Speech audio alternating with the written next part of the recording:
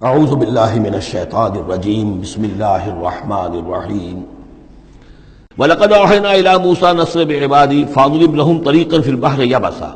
اور ہم نے موسیٰ کو وحی کر دی تھی کہ اے موسیٰ میرے بندوں کو لے کر راتوں رات نکل جاؤ۔ ایک رات کا وقت مقرر کیا کہ تمام اسرائیلی یہ جب سوئے ہوئے ہوں قبطی یہ اپنے اپنے گھروں سے نکلیں اس کے لیے، اور وہ جلدی سے نکل کر اور مشرق کی طرف سے رائے سینا کی طرف سفر کرنا شروع کر دیں۔ نسر بعبادی فضرب لہم طریقا فی البحر، اور ان کے لیے ایک راستہ بناؤ سمندر میں کہ جو سوکھ جائے، سوکھا ہوا راستہ وہ بناؤ۔ لا تخاف درکن،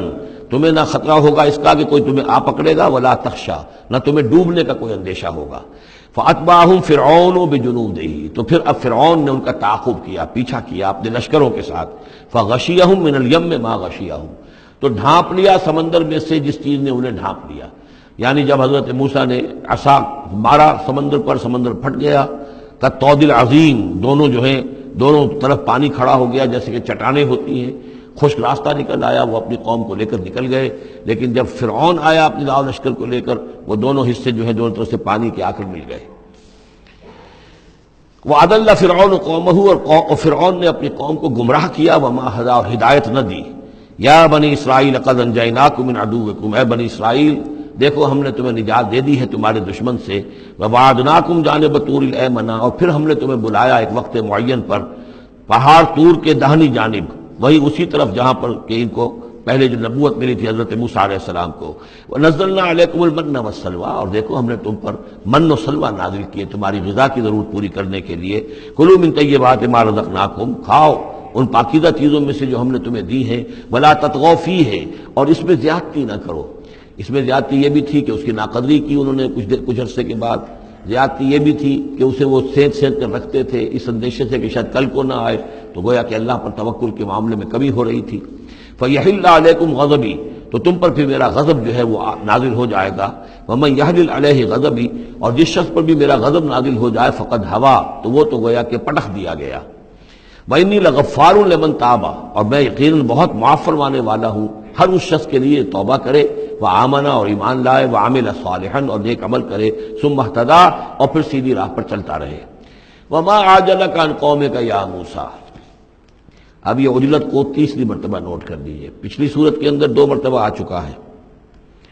ولا تعجل علیہم، اے نبی جلدی نہ کیجیے ان پر عذاب کے معاملے میں، اور چاہے لفظ عجلت نہیں آیا تھا وما نتنزل الا بامر ربک، قرآن مجید کے بارے میں بھی، وحی کے بارے میں بھی آپ جلدی کا معاملہ نہ کیجیے، یہ تو جو اللہ کی مشیت ہے اس کے مطابق ہوگا۔ اب یہاں دیکھیے حضرت موسیٰ سے ایک جلدی ہوئی ہے۔ حضرت موسیٰ کو جب بلایا ہے اللہ تعالیٰ نے کوہ طور پر تورات دینے کے لیے، تو جو وقت معین تھا اس سے پہلے پہنچ گئے یہ۔ وما عجلک عن قومک یا موسیٰ، ایکسپلینیشن کال ہو رہی ہے، کیا کس چیز نے تمہیں یہ جلدی کرنے پر آمادہ کیا، اپنی قوم کو چھوڑ کر تم آ گئے اے موسیٰ؟ قال هم اولئک علی اثری، حضرت موسیٰ نے عرض کیا پروردگار وہ بھی بس میرے پیچھے پیچھے آ ہی رہے ہیں، چل ہی رہے ہیں۔ ہو سکتا ہے کہ اپنی قوم جو ابھی قافلہ آ رہا تھا 6 لاکھ کا قافلہ، اسے ذرا پیچھے چھوڑ کر اور ذرا تیزی کے ساتھ منزل کرتے ہوئے شوق میں لقاء رب میں، اللہ تعالیٰ سے ملاقات ہے، مکالمہ ہوگا، مخاطبہ ہوگا، اس میں کافی وقت پہلے پہنچ گئے۔ ہم اولئک علی اثری، وہ بھی چلے آ رہے ہیں، وہ بھی پہنچنے والے ہوں گے پروردگار۔ وَعَجِلْتُ إِلَيْكَ رَبِّ لِتَرْضَىٰ، اور پروردگار میں تو جلدی کر کے آیا تھا کہ تو راضی ہو جائے، تو میرا شوق دیکھ، میرا اشتیاق دیکھ، مجھے تو شاباش ملنی چاہیے تھی کہ میں اپنے شوق کے لقاء کی وجہ سے تجھ سے گفتگو ملاقات کا مجھے اتنا شوق تھا کہ میں پہلے پہنچ گیا، یہ لینے کے دینے پڑ گئے، الٹی ایکسپلینیشن کال ہو رہی ہے۔ وما عجلک عن قومک یا موسیٰ قال هم اولئک علی اثری وعجلت الیک رب لترضیٰ قال فإنا قد فتنا قومک من بعدک،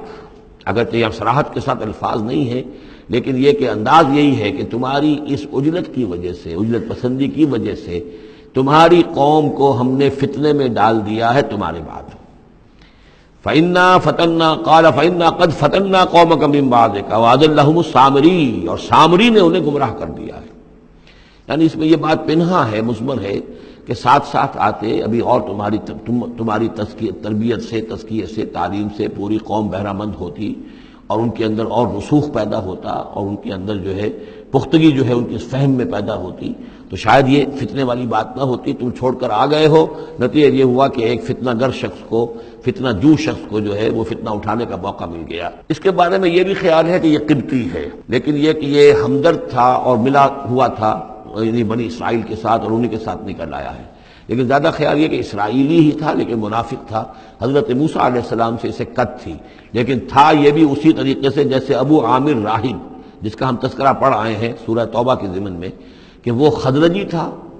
لیکن بہت نیک، بہت عبادت گزار، پھر وہ عیسائی ہو گیا تھا، پھر رہبانیت اختیار کی تھی، لیکن یہ کہ حضور سے اسے ایسی قد ہو گئی تھی، اتنا بغض ہو گیا تھا کہ پھر وہ ساری عمر جو ہے حضور کے خلاف وہ اپنی جد و جہد کرتا رہا اور سازشیں کرتا رہا۔ تو یہ گویا کہ جو ابو عامر راہب کا معاملہ تھا اس امت مسلمہ موجودہ میں، امت محمد میں، اسی طرح کا ایک کردار ہے یہ جو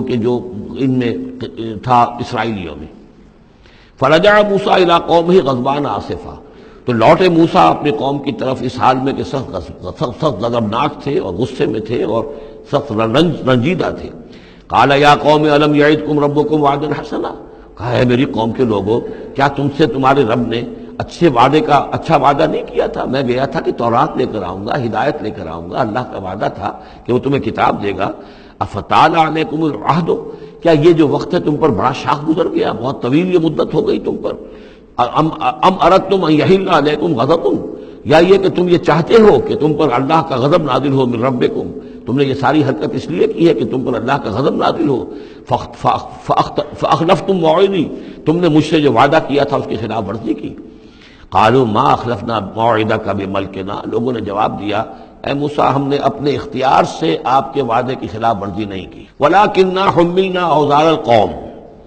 لیکن یہ کہ ہمارے اوپر بوجھ تھا یا اٹھائے ہوئے تھے ہم قوم کے بہت سے بھاری بوجھ۔ مختلف روایات ہیں، زیادہ روایت جو قرین قیاس ہے وہ یہ ہے کہ چونکہ اسرائیلی لوگ جو تھے وہ بہرحال حضرت ابراہیم کی نسل سے تھے،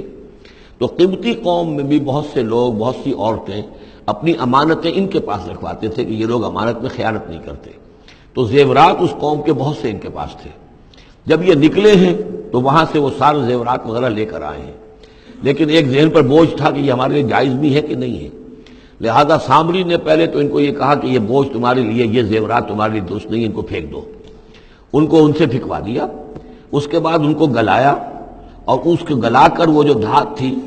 اس کے ذریعے سے ایک بچڑا بنایا، اور ترکیب ایسی کی کہ اس بچڑے میں سے کوئی ہوا کا گزر ایسا ہوتا ہوگا کہ جس سے اس میں آواز آتی تھی جیسے کہ کوئی ڈکرا رہا ہو بیل، تو وہ آواز بھی اس میں سے آتی تھی۔ اور اس کی جو ایک اور توجیہ ہے وہ سامنے آ جائے گی جو خود اس نے بیان کیا کہ میں نے کیا کیا تھا۔ قالوا ما اخلفنا موعدک بملکنا ولکننا حملنا اوزارا من زینت القوم، یعنی ہمارے دشمن قوم فرعون کی قوم کے جو زیورات تھے اس کا بہت سا بوجھ ہمارے پاس تھا، فقذفناها، تو وہ ہم نے پھینک دیا، فکذلک القی السامری، اور اس طریقے سے پھر سامری نے اس میں سے یہ بچڑا تیار کیا، فاخرج لهم عجلا، اور پھر اس میں نکالا ان کے لیے ایک بچڑا، جسدن، وہ دھڑ تھا اس کا جس کا دھڑ تھا، لہو خوار، جس میں سے وہ ڈکارنے کی سی آواز بھی آتی تھی، ڈکرانے کی۔ فقالوا، تو انہوں نے کہا ھذا الہکم و الہ موسیٰ، یہ ہے تمہارا رب اور موسیٰ کا رب، فنسی، تو موسیٰ تو بھول گیا،